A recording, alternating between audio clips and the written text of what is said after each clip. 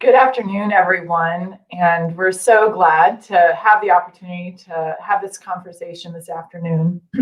I'm Cynthia Osborne. I'm the director of the Center for Health and Social Policy at the LBJ School of Public Affairs at UT Austin. And I'm joined by this amazing group of women today to have an important conversation about reproductive justice and gender equity. And there couldn't be a more important time to have this conversation. I'm joined by Veronica Ray Whitehead, who is the Reproductive Justice and Health Equity Advocate, as well as the Director of Programs at the North Texas Alliance to Reduce Unintended Pregnancies in Teens, often called Interrupt. I'm also joined by Marcia Jones, a Texas native who is a co-founder and executive director of the AFIA Center, and Dr. Amna Dermish, who's the board-certified OBGYN and the regional medical director for Planned Parenthood of Greater Texas. And I'm really here to just lift up their voices and give them an opportunity to talk. And backstage, we were talking about how the anxiety right now, I think, of many folks, and especially women, seem incredibly high after new justice was appointed and confirmed to the Supreme Court. That may have huge implications for reproductive justice moving forward. And I wanted them to have an opportunity to just share what that means to them. I will start by saying that when I was talking about this a week ago or so and saying, this is going to be this conversation is going to take place in the context of an election coming up and a new Supreme Court justice. And don't you think that that's really going to change the way that we think about these issues? And to the number, they each said, this is they didn't say this, but it really is that as an educated white woman, I have taken my reproductive rights for granted. My mother's generation fought for them. I've lived with them. And now I live in this fear that my daughters, who are young adults, will not have them. But that's something that women of color have been struggling with their entire history. And it's not something new. And so to just layer that over this time period, I think is really it was important for me. And so I would like for Marcia, would you help us share with us how you feel today in the wake of this new appointment and how this changes things for you or just makes your work move forward? So thank you all for having me on.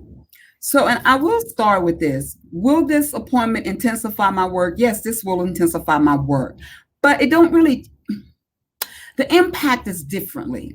As a Black woman sitting in this space, this have historically been our fight, right? And so I was saying earlier, and I have said this to people before, it is almost to me like when we were robbed of the president in 2016, and I got phone calls from people who were saying, well, I'm going to be frank, I got phone calls from white women who were like, well, Marcia, what do we do next? What's going on? How do you feel about this? And I was like, at the end of the day, while we did want Hillary to win, at the end of the day, the fight for Black women would not have changed that much. I was still going to have those same fights on that Wednesday morning or the Tuesday after the third Monday in January. It wasn't going to fight. The only thing that was going to be different was that perhaps there was going to be somebody in the office that perhaps we would have been able to talk to, that there may have been something at the end. But the thing is, what white women fail to get is that when they continue to go to the polls to vote for privilege instead of gender, it do the harm that's done. We're looking at it right now because they're just not voting that way for the president. They're voting that way in their state elections. They're voting that way in their city and county elections. That is why the Senate looks like it looks right now. These people have been here way longer than a president. They'll see a whole lot of presidents come through, but they'll still be there blocking everything that could actually come into fruition for people. So we have to be able to have those hard conversations. And I'm thinking, and I will end with this, I'm believing everything in my core that this is the time that we will be able to have those hard conversations. We can no longer continue to be okay with not calling out privilege, even inside of the movement. We have to hold these women accountable. We have to look at the pathology of that and the inability to show up at the polls in a way that is going to help the whole and not the sum. And the work that we're doing is greater than the rights to have an abortion. And as long as we allow that to lead the conversation, we're going to continue to fight the same fight. So I will say that the work won't change a whole lot for Black women and other women of color. Yes, it'll intensify our work a whole lot because we're still going to be under-resourced, underfunded, understaffed, needing to and carrying so much of the burden of this work on our shoulders, with everybody benefiting from it at the front end but us. But the conversation is going to change. It has to change, because if white women didn't learn anything else from this past election, that your rights are also on the line. Yep. Thank you, Marcia. Yep. Amna, you were talking about the sense of anxiety that you're experiencing. Tell me how this, just in this moment, how you're feeling about the work that you have in front of you. Yeah. Thank you, Marcia, for articulating that so beautifully, because I think that is, really highlighting that this is not a new issue, and it is going to get harder, but it has been hard.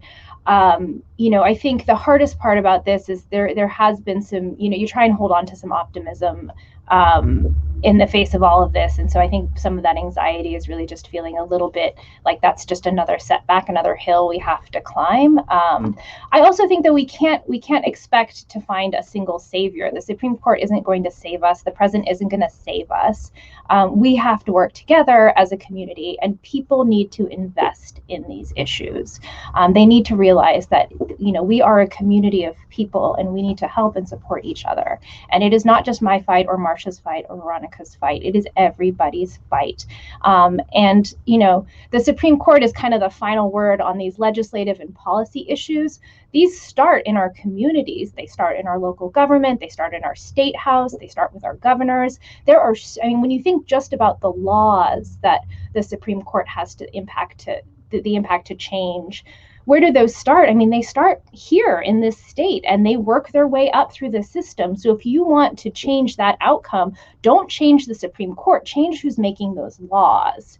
And that's just, that's kind of a narrow perspective. Then you can get into the systemic issues that create these hurdles, which again start in the community. The Supreme Court is not going to solve racism. That is not going to help. It is not going to create an equitable society. It can make it worse, but it's not going to save us. So we have to keep our focus on the road ahead of us. And that to me actually is more empowering, because I feel more power to change what's happening around me than the power to impact who gets appointed to the Supreme Court. So that's where I'm keeping my focus right now. Yeah, thank you for that. Veronica, do you want to talk a little bit about what it is that you're fighting for? Amna was talking about how we have to continue this, and what is reproductive justice to you? What is it that you are doing so much to really try to impact? Yes. So I think with the new Supreme Court confirmation, to me, the only thing that it did is confirm our reproductive justice work. And to me, it only solidified why we even have reproductive justice as a framework. I'll be honest, similar to what Marcia was sharing, I've had people really antsy over this Supreme Court confirmation. And I'm like, and what's your point? Because I think really for us women of color, right, a lot of this fight has already been happening now, because it impacts more women now, because it may impact middle class white women, people are paying more attention. For us, brown women living in Texas, this is like another day in the field. So to me, this just affirms why we even have reproductive justice, right? And this came out in the mid to early 90s.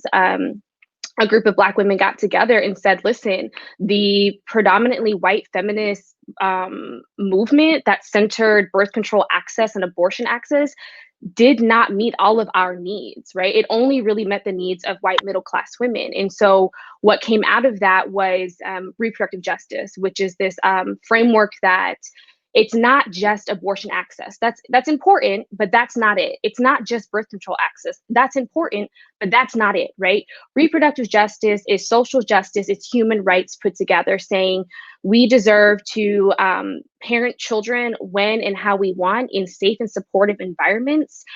We deserve to determine when and how we have children. And if all of this is not met, this is not reproductive justice. And so when we think about our work, when I think about my work in the intersection of working with youth, right, this comes into play more than just the Supreme Court. We know here in Dallas that a zip code can determine your life expectancy. That's reproductive justice work, okay? If we know that a baby being born into a certain zip code has a life expectancy 10 years shorter than the white person in the zip code next door, that's reproductive justice work, because what we're saying is I'm not able to have my children in a safe and supportive environment and raise them in the way that I see best with all the resources that I need. So, to answer your question on what is reproductive justice, it's exactly what we need today, because we got here because, as Marcia said, white women were voting for their privilege and not for their needs. And so this just affirms our work to center the experiences and voices of Black, Indigenous, and other women of color. Thank you for sharing that. Marcia, do you want to expand on your definition of reproductive justice and how it differs than just reproductive rights and this the whole framework that you think about? Right. And so, Veronica just did an amazing job. There's not a whole lot I can stack on to that. And I love that, because when we first started really digging and diving into the RJ work here in Texas, it just really sounded like this really sweet thing around the right to have an abortion and not have an abortion. And it's funny, and I will stack onto this in this way. So a couple of years ago, we did a billboard, right? And the billboard said that abortion is self-care. So we had these Black women on the billboard, and they were just there. They were not smiling. They were not frowning. They were just like sisters on a billboard. And the using of those particular sisters was literally an economic thing, because I had just purchased these pictures a couple of years ago. I didn't have the money to get some more pictures, so we're going to use what we already have. And people were outraged that we had the audacity to say that abortion is self-care. But nobody was outraged at the fact that there was a billboard raised in the community in the area of Dallas, where there were mostly Hispanic folk who were probably immigrant folk who had to pass that billboard every day, who were living in environmentally not safe communities. And many of these were Black people, too, who did not have the proper resources to get their children to and from school. There was more police violence in that community. There were more likelihood that these people would go to prison. There were more likelihood that these is where the babies would be born who would not live longer than a year. The mothers would die within a year of birth. All of this environmental, economic injustices was happening in that same community. And nobody felt offended that billboard had this mother, somewhat like the billboard many years ago that said the dangerous place for a Black baby to be is in the womb with a Black mother holding it or being pregnant, in that same community. And so we put that billboard up in response to that particular billboard, because we wanted people to know that abortion was health care. It was just that. And it wasn't bad for mothers or whomever the birthing people were, if that is what they wanted at that time.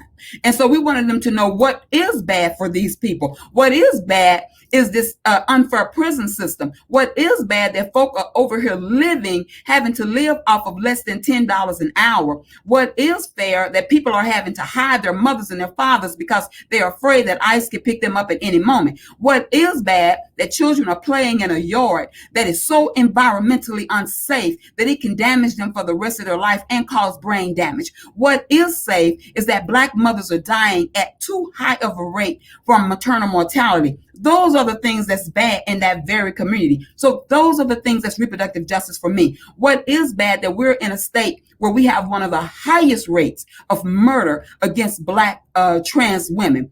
That is what's bad. Those are reproductive issues for me. What is a reproductive justice issue for me is that trans folk and gender non-conforming folk and folk same gender loving folk can parent, and they get to define what family look like. That is what reproductive justice is. Reproductive justice is immigration rights. It is all of these things, and it is the right to parent and not parent with those resources. It is access to health care for the people who are the most marginalized. So what Veronica said is exactly that. We cannot achieve any of the things that we're looking to achieve if we're not working to do this intersectionally, for one, using a reproductive justice framework, and giving credit to the women who built this movement. And quit putting this movement in the hands of and I just read her name a minute ago, the founder of Planned Parenthood. That's always the argument. I'm not going to have that argument with you. I'm not, because what reproductive justice is not, it is not the practicing of eugenics. It is not that. Right. And so we have to be strong enough to say that, and reproductive justice allow us that. Because if you're not willing to dig into the pathology of what is going on in these communities and do that heavy lifting, because that's where the heavy lifting have to go. And reproductive justice is a tool that we get to use, a framework that we get to use that support the heavy lifting that have to be done so that we can have conversations around equity for all folk. Thank you, Marcia. Yeah, no, I would love it if, Amna, you could talk a little bit about what do you actually see when women are experiencing all of that both Marcia was just articulating and Veronica, when they come to you, what do you see, and what are some of the practices that you try to invoke so that you can actually help them to have greater equity? Because we know that a lot of times that women are intersecting with the medical community, this is not what they're experiencing. Yeah. So, as in my work as an abortion provider, I talk to people about their decisions around pregnancy all the time. And I completely agree that, reproductive justice is not just about abortion care. And that is actually reflected daily in my work and talking to patients. The decision about whether or not to continue a pregnancy is not a black and white decision. It is not a decision that's made in a vacuum. Everything that Veronica and Marcia talked about is implicated in these decisions. Do I have economic opportunity? Do I live in a safe environment? Do I have a supportive community? What is happening in my life right now? And those are the factors that impact their decision. And that is what reproductive justice is allowing people to make those decisions about their pregnancy in that safe environment. I also work with trans patients, and again, the safety that they have to express their gender is huge. Even talking about sexuality, just the right to have a healthy sex life, to express your gender free from shame, from coercion, or any judgment. I mean, every day this is kind of the work that we try and do. So what can I do in my clinic is to try and give them an environment where they are safe to express their concerns, to work out their decisions, and to just be that support. I tell my patients who are having abortions that abortion is a decision of love. It is love for your family that you have now or may want to have in the future. It's a love for yourself, and it is love for this pregnancy that you have, saying that this is not the time for me to parent, and that I am not in a space where I feel like I can give this pregnancy what it would need to survive and thrive. And that makes it a beautiful and loving decision. And I think we don't talk about that from that perspective enough. You know, abortion, yes, it's self-care, it's healthcare. But you know, we are more than our wombs, and we are more than our capacity to reproduce. And I think one of the things that I also infuriates me when I see is how fertility is lauded in some women and then vilified in others. I mean, not to go back to the Supreme Court, but when, you know, she was trotted out her 7 children and everybody kept talking about that and how wonderful that was. And to me, just the just incredible hypocrisy of this, you know, this perfect person who can do it all and have 7 children, and that, you know, the single mother or the 2 working class parents with their 7 children, and it's, you know, and that becomes vilified because it's, you know, a drain on society. And what's the difference? The difference is privilege. And that is incredibly frustrating, I think, as a healthcare provider, but also as a human being, because, you know, again, we all have the right to decide what is best for ourselves and our family, but we cannot do that without the support of our communities. And again, you know, going back to that, we all have a role to play in this. I appreciate that. Veronica, I'd like for you to talk a little bit about instances in which, in your experience, you see, especially our youth who are not experiencing justice, that they don't have access to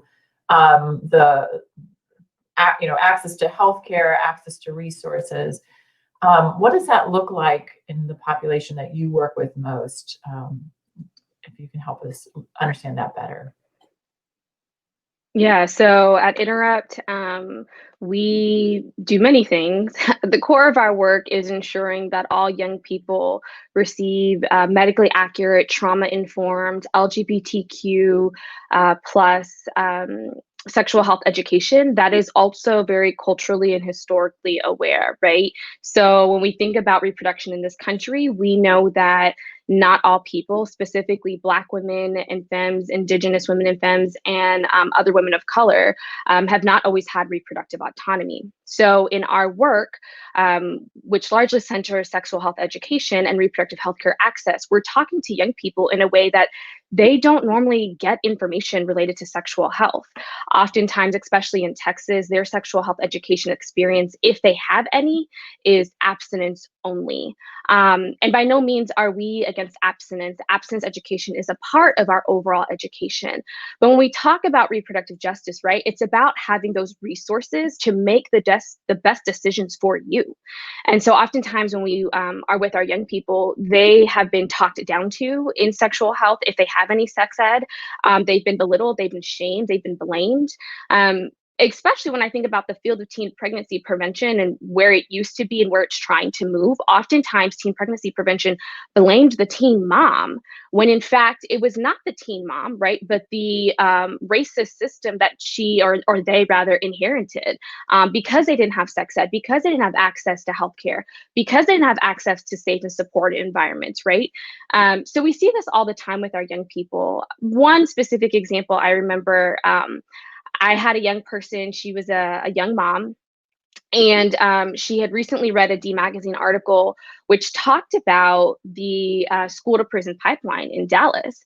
And she had a son, and she talked about, or she realized that she lived in the zip code with the highest incarceration rate.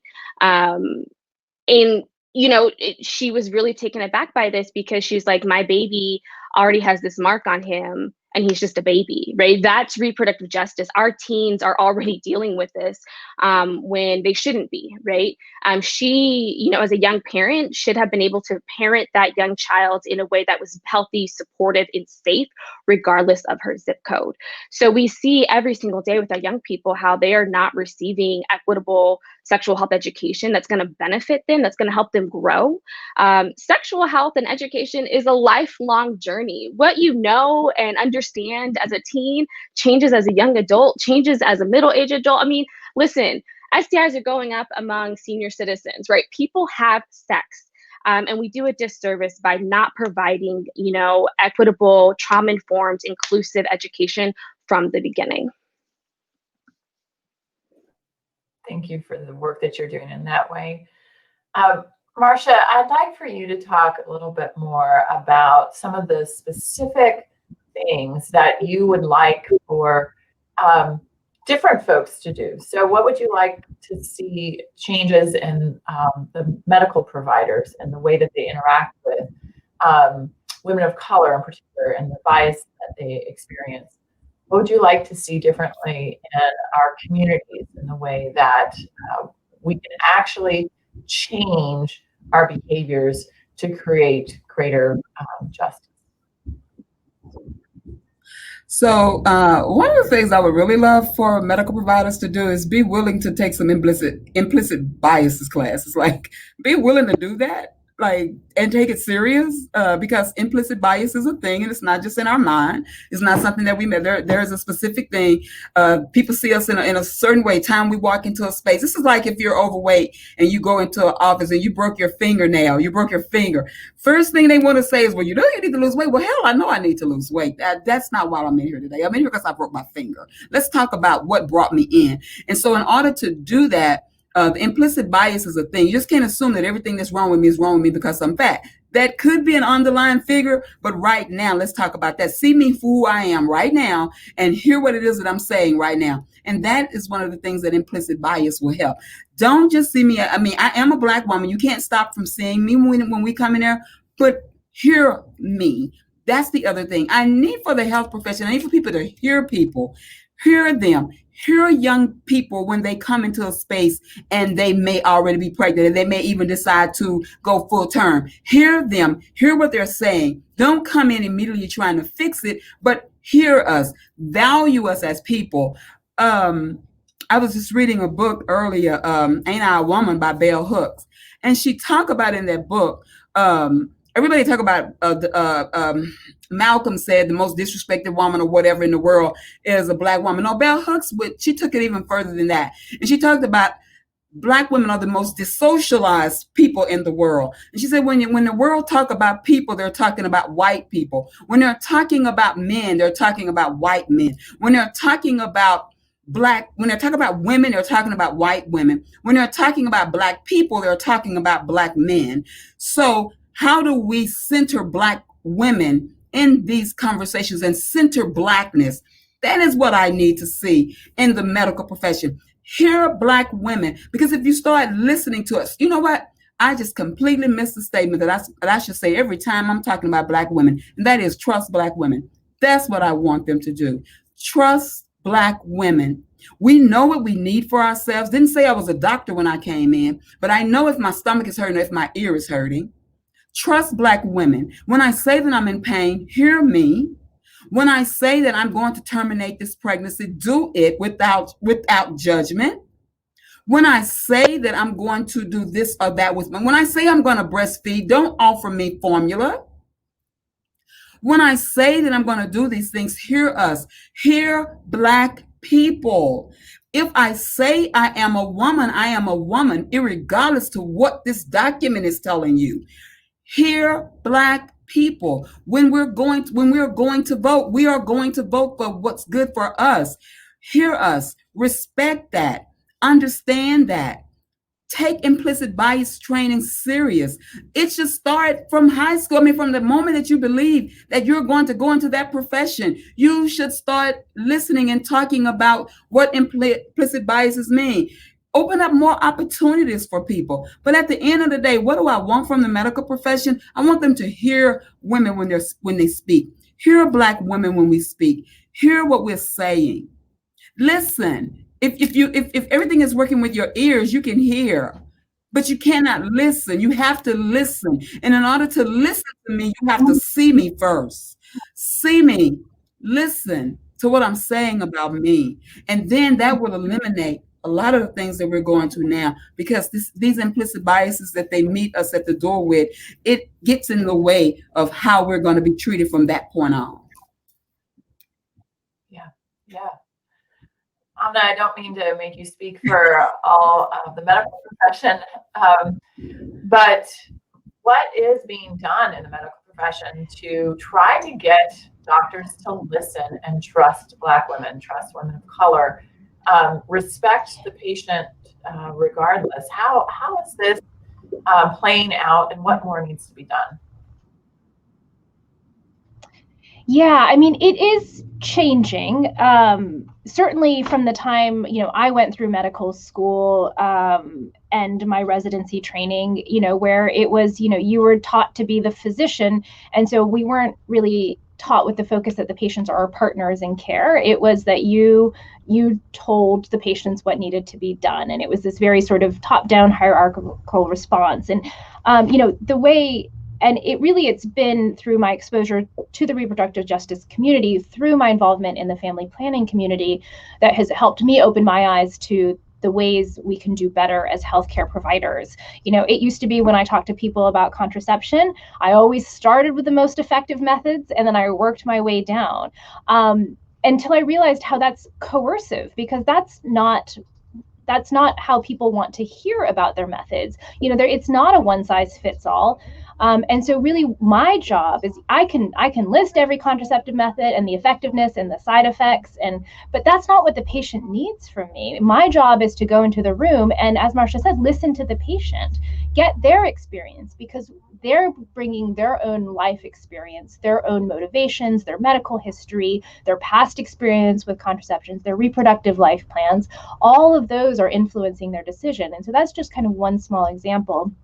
And so we are starting to see that in medicine, that, there's, that sort of process is called shared decision making, where the physician brings, or the healthcare provider brings, their medical expertise, but the patient brings all their individual experiences into the conversation. We come together and help that patient decide on a treatment plan. So, medical education is starting to pay attention to some of those issues. We are starting to see medical schools talk about implicit bias, about diversity and equity. I think the challenge is who's really going to dig into it and make it happen versus the paying lip service. Because, it's easy to do an implicit bias training, a half-day session for your employees or for your students. But that's not going to fix it. It's not a one-day session and then you go forward and you're like, okay, I don't have any more implicit bias.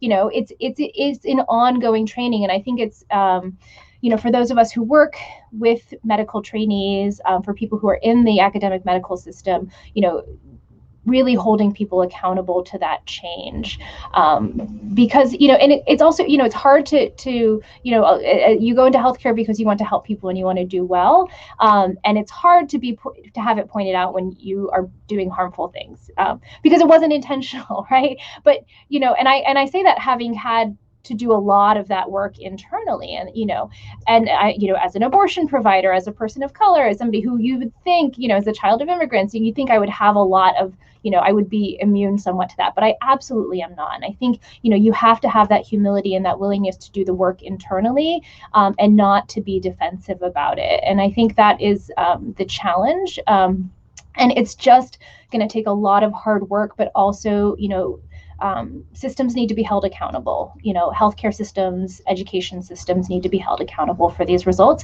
And it needs to be a metric. It needs to be just like your test scores and everything else. This should be a metric. Yeah, no, I agree with you that until there's some accountability for making change, then there's really not enough of incentive for folks to do anything different. And it shouldn't have to be that way, but I think that is going to be so important. For those who are watching and joining us today, I really appreciate any questions that you have, and we will have an opportunity to address those as they come in. So please, I'm not sure exactly where you're supposed to type them, but type them into the chat box in some capacity. We really want to know what your questions are. But Veronica, I want to hear about your call to action. I mean, what is it? Marcia just talked about how we want, to trust Black women. And Amna is saying that we need to hold ourselves accountable for the way that we interact, whether it be in the medical profession or in education and so forth, by race and ethnicity. What is a call to action for you, especially with youth, in order to make sure that we actually are providing reproductive rights, access, and justice for our next generation? I agree with everything that was previously said, especially around trusting Black women. And I think for me in my work, that means trusting Black young people, trusting young people of color. A lot of times in this work, and any kind of work that you do with young people, we assume as the adults, we know better, we know more. So we need to tell young people exactly what to do, when to do it, and how to do it. Black girls get adultified a lot younger than any other group of people, right? That's a problem. And especially when we think about sexual reproductive health and outcomes, that's a problem. How are we talking to young Black girls about their sex reproduction? How are we talking to other people in a way that doesn't vilify them for whatever decisions they make, right? So we need to listen to our young people of color. We need to hear where they're at, understand what they're saying, similar to what Amna was saying, right? As a provider, oftentimes it was this top-down approach. And we take that same approach with young people, especially young people of color, where I'm going to tell you what to do. I'm going to tell you what you shouldn't do. When instead, we need to be their partner. As a sex educator, I'm their partner in this dialogue. I'm not here to tell you what to do because you're a human being with autonomy. And at the end of the day, you're going to do what you want to do. My role is to make sure you have access to all the information you need, all the resources you need to make the best decision for you. And sometimes with young people, right, they're going to make decisions that we might feel like that's not the best decision. But guess what? That wasn't our job. That wasn't our decision. Our role was to hear them, meet them where they are, and provide all the information, all the resource, knock down the barriers for young people.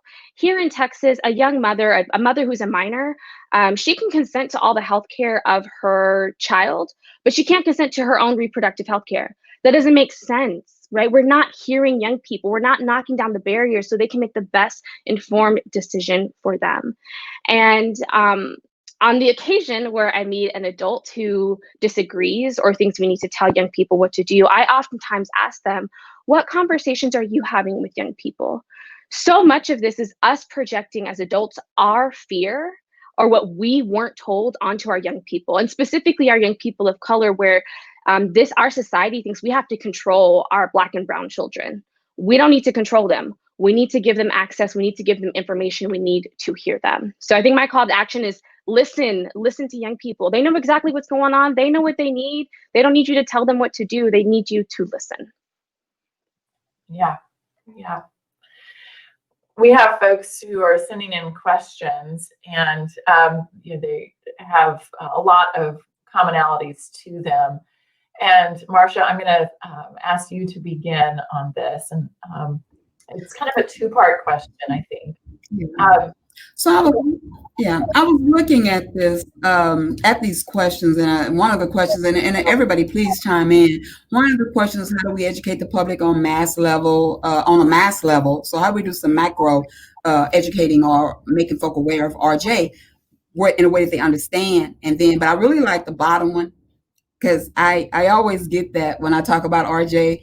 I'm not going to say who said this, but folk always think I'm minimizing abortion. I am not minimizing abortion. To talk about RJ and to use that framework, don't minimize it. It actually expands the conversation. But when we talk about access to healthcare, we're talking about access to full reproductive healthcare. So we have to change the narrative around what abortion is. Abortion is healthcare. It's just that simple. It is healthcare. And so when we talk about full range of reproductive healthcare, that is an abortion.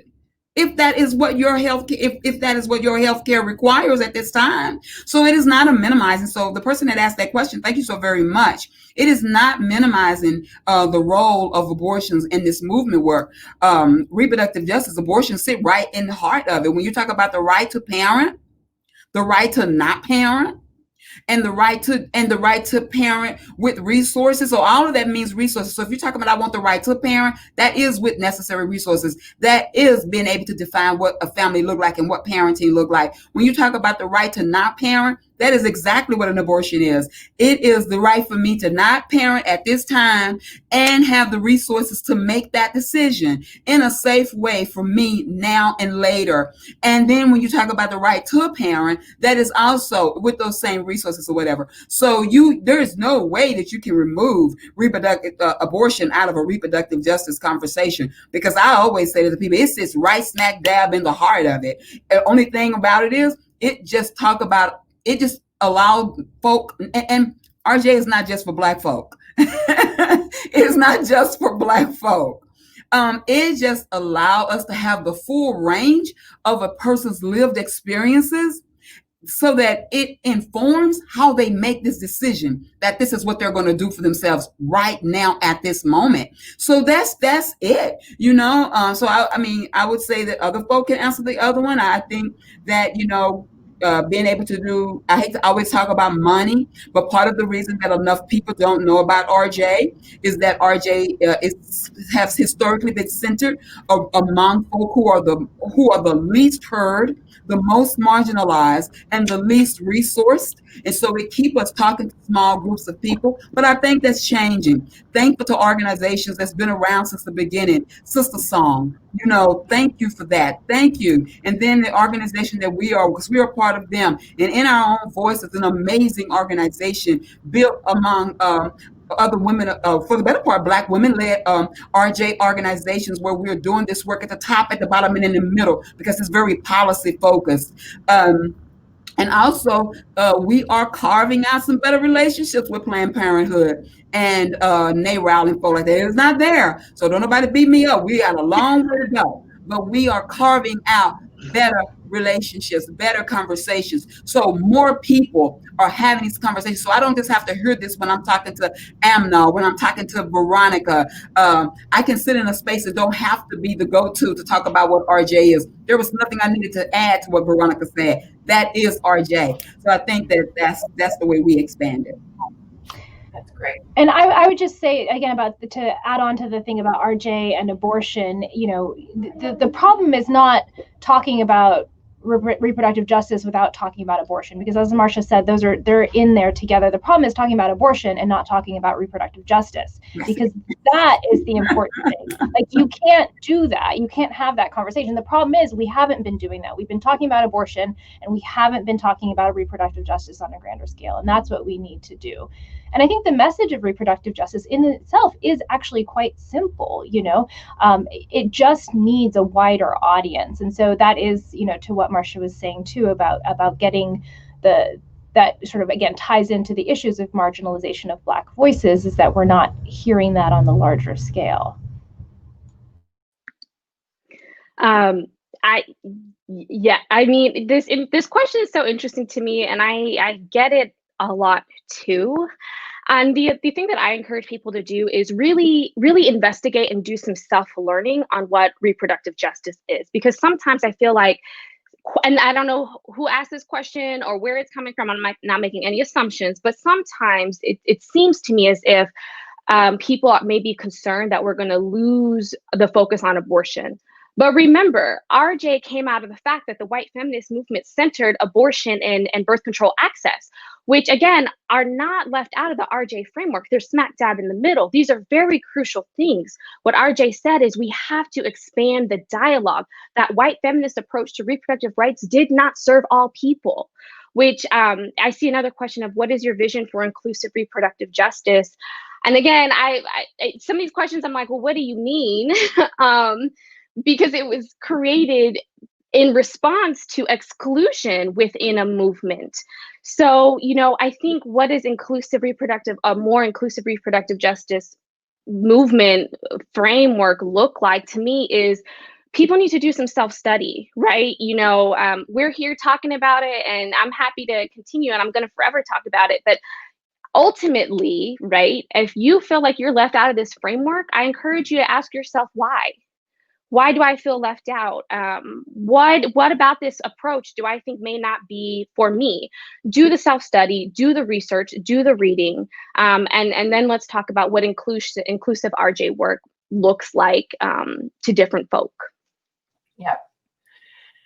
So I don't know if anyone wants to take this one on. Marcia, you began our hour together talking about how white women of privilege voted for their privilege instead of for gender and for reproductive justice or for justice in general. The last question is about men, that we haven't included the men in this equation at all. Do they have a role in this movement? Do we bring it, or should they be brought in? How are they brought in? Veronica, I have a lot of experience with young men and teens, and we often try to include them in those conversations. How are they and how should they be included in the larger framework of reproductive justice? That is that is so huge. I mean, me personally, I could care less if they were brought in the conversation or not. But in order to move the conversation forward, but how do you find men? How are we going to find this conversation in a space where folk don't bring in patriarchy, where folk don't bring in their privilege? I think that historically, Black women and now women have had to carry the weight on fixing all folk that come into spaces with the wrong ideology. And I don't think that we should continue to have to do that heavy lifting there. When I was doing this work, and I started way back doing HIV work, and I needed a way to talk about what was happening with Black women and this high disproportionate representation of HIV. And I didn't like what I was seeing on television and all these spaces that Black women were promiscuous, Black women were this, and there was all these things where they were blaming Black women on how they live their everyday lives, and nothing took into consideration the experiences that folk were having that determined how and when and with whom they had sex with. And sometimes the outcome was out of their control based on what their situation was. I went looking for answers, and I bumped head into reproductive justice. Reproductive justice gave me the language. Now, I was not, and I'm still not, a woman living with HIV. I did not try and come into that space and say that I was. I walked into that space knowing that I walked in with a certain level of privilege, that of being not a woman living with that experience, so I didn't have to live with that same stigma. I did have stigma, but not that stigma. I'm saying that to say I wanted to know, how do I be a comrade and not just a ally? How do I have skin in the game here? And I had to identify where was my skin in the game. And then I started to look. And in order to do that, I had to first realize many of the women that I was talking to, I had a different education level than they did. I was not a woman living with HIV.